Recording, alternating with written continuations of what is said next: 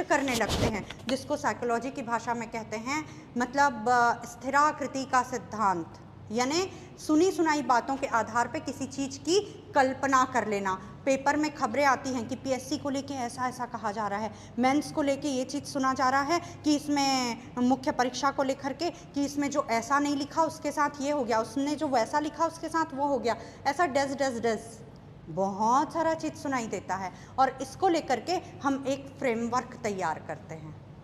और मोबाइल सब यूज़ करते हैं, एंड्रॉयड मोबाइल, ठीक है, कोई एप्पल ऑरेंज ऐसा बहुत सारा मोबाइल यूज़ करते होंगे, कोई दिक्कत नहीं है, एंड्रॉयड मोबाइल सभी यूज़ करते हैं। बहुत सारे विंडोज़ जब मोबाइल में खोल लेते हैं तो क्या होता है बेटा? हैंग हो जाता है। और एक जैसे मल्टीपल विंडोज़ पे कई बार हम व्हाट्सएप ओपन किए हैं, तुरंत फेसबुक ओपन करते हैं, तुरंत इंस्टा ओपन करते हैं, फिर एक क्लोज ऑल करके जल्दी डाउन होने लगती है और बहुत सारी ऊर्जा खर्च होती है। तो एग्ज़ाम के समय में जहाँ पे आपको ऊर्जा का संग्रह करना है, वो आपकी ऊर्जा मैग्नीफाइंग ग्लास लेकर के बहुत बड़ा करके सोचने से वो अनवांटेड अनएक्सपेक्टेड चीज़ों की तरफ जा कर के खर्च होने लगती हैं। और इस मात्रा में खर्च रिप्लेस नहीं करते हैं। कई बार हम किसी का चेहरा देखते, अरे इसका क्या नाम था, हम भूल गए। कारण क्या था कि हमने घर की अनावश्यक बहुत सारी खिड़कियां खोल दी, तो आंधी तूफान आया, बहुत सारा कचरा इकट्ठा हो गया और उसको हमने समय पे झाड़ू भी नहीं लगाया। ये होता है मुख्य कारण। और हमेशा हर विद्यार्थी को इस चीज़ से बचना चाहिए है। जैसे जैसे परीक्षा का समय निकट आता है, कहानियों, कहनी, सुननी, इन सब पे छोड़ के स्वविवेक पे निर्णय लेके काम करना चाहिए। तो इसमें सबसे बड़ी बात होती है कि वो क्या बोलते हैं, कागचेष्टा बको ध्यानम स्वान निद्रा तथैव च अल्पहारी गृह त्यागी विद्यार्थिनां पंच लक्षणम। ये कहते हैं कि किसके जैसे, बगुले के, कौवे के जैसी क्या होनी चाहिए, चेष्टा होनी चाहिए, यत्न होना चाहिए। और किसके जैसे, कौवा तो हो गया भाई, अब बगुले को आने दो।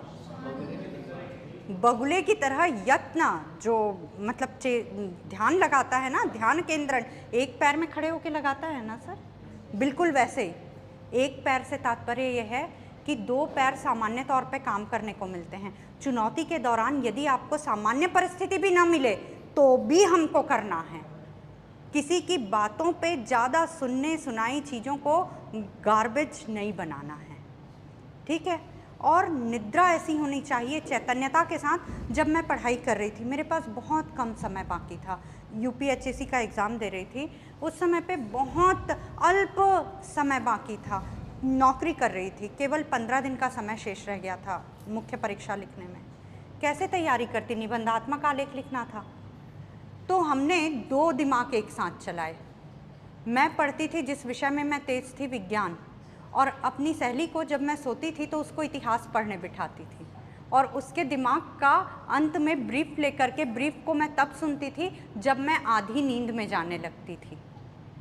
ये जो आधी सबकॉन्शियस माइंड बोलते हैं ना, इस समय भी सुनी हुई बात दिमाग में संचित होती है। तो अभी का समय क्या है, सब लोग बोलते हैं एक समय में एक काम करो।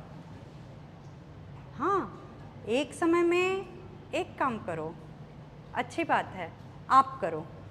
हम ऑक्टोपस बनेंगे, पर ऑक्टोपस के सिर के जैसे हमारा ध्यान प्रत्येक समय मध्य में केंद्रित रहेगा, अपने लक्ष्य पे केंद्रित रहेगा। हाथ हाथ का काम कर रहा है, पैर पैर का काम कर रहा है। यदि हाथ गिलास उठा रहा है तो आंख बंद नहीं कर लेगा अपनी आंखें। तो आज के समय में हमको मल्टीपल एक्शंस में अपने आप को रखने का अभ्यास करना है।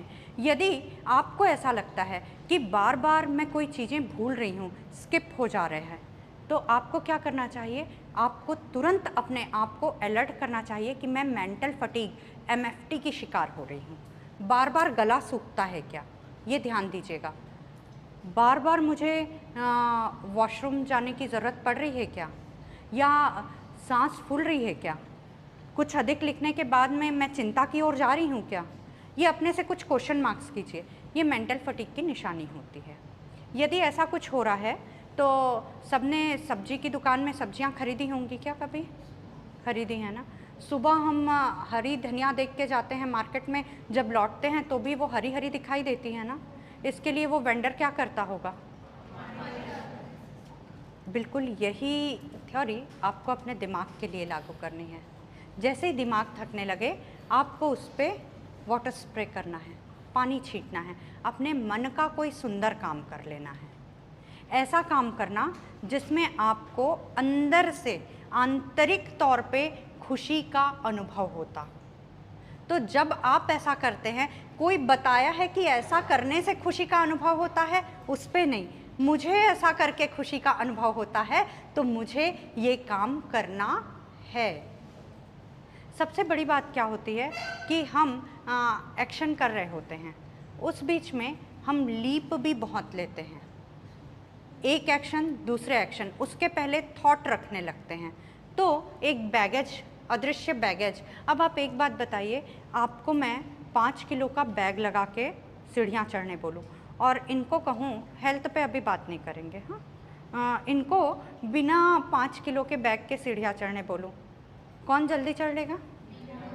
बिना बैग वाले। वैसे ही आप अनावश्यक चीज़ों को सोच के अपने ऊपर एक प्रकार का बैगेज रखने लगते हैं और ज़्यादा सोच सोच के आप लोग अपने को एक मेंटल प्रिजन में, क्या होगा वाले मेंटल प्रिजन में डालने लगते हैं। इस प्रिजन में ताला तब लग जाता है जब कोई तीसरा व्यक्ति आके ऐसे पुख्ता कर देता है, हाँ ऐसा हुआ था। तो इन सब बातों से ख़ास तौर पे बचिए। ये मैंने कई बच्चों से बात करके इकट्ठा किया है। क्या होगा ये भूल जाइए। आखिरी में सिर्फ एक अच्छी वाली बात बोल रही हूँ, कुछ भूल नहीं जाऊँ तो देखना पड़ता है, पर कोई बात नहीं, कुछ देखा ही नहीं तो अभी भी नहीं देखेंगे। तो एक तो कहा कि शुकनेत्रम दृष्टयित्वा सरसंधानम कुरु। दूसरी और अंतिम बात यह है कि सुख दुखे समय कृत्वा लाभा लाभो जया जयो। ये जीवन का अंतिम नहीं है। हमारे अंदर इतनी शक्ति है कि कभी भी हम आरंभ कर सकते हैं, प्रारंभ नहीं, आरंभ कर सकते हैं। इसीलिए नव की संरचना करने वाले हम युवा लोग हैं। युवा कौन होता है? ये जो आप लोग की एज है ना, ये अभी की क्या एज होगी? 25 से 30, 30 या 20 से 30 बोल दो, 20 से 30। एक छोटा सा प्रसंग, मेरा बेटा आया, इसके बाद बैठने वाली हूँ तो आखिरी में ताली बजा लीजिएगा।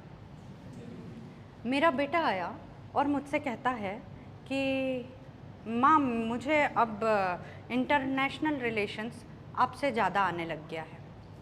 मैंने कहा अच्छा, ये तो अच्छी बात है। हर माता पिता की इच्छा होती है कि जो आने वाली संतति है वो उनसे थोड़ी आगे जाए, तभी तो वो मारुति 800 अभी तक तो नहीं चल रही है ना, अगला मॉडल आया ना, कुछ एडवांसमेंट के साथ आया, तो हम भी चाहते हैं कि तुम भी थोड़े एडवांसमेंट के साथ लॉन्च हो इस दुनिया में और कार्य करो।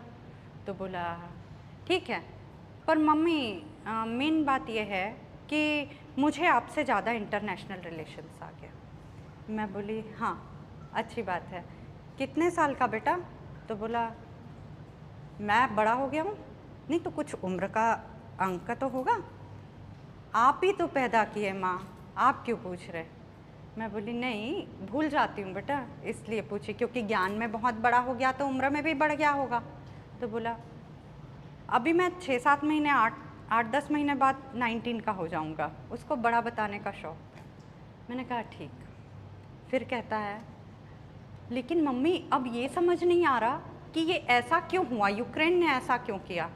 तो मैंने उसको समझाया बेटा थोड़ा 20 को पार कर जा, 30 तक का सफ़र कर ले, तब तुझे समझ आ जाएगा कि यूक्रेन ने ऐसा क्यों किया या बहुत सी चीज़ें क्यों होती हैं।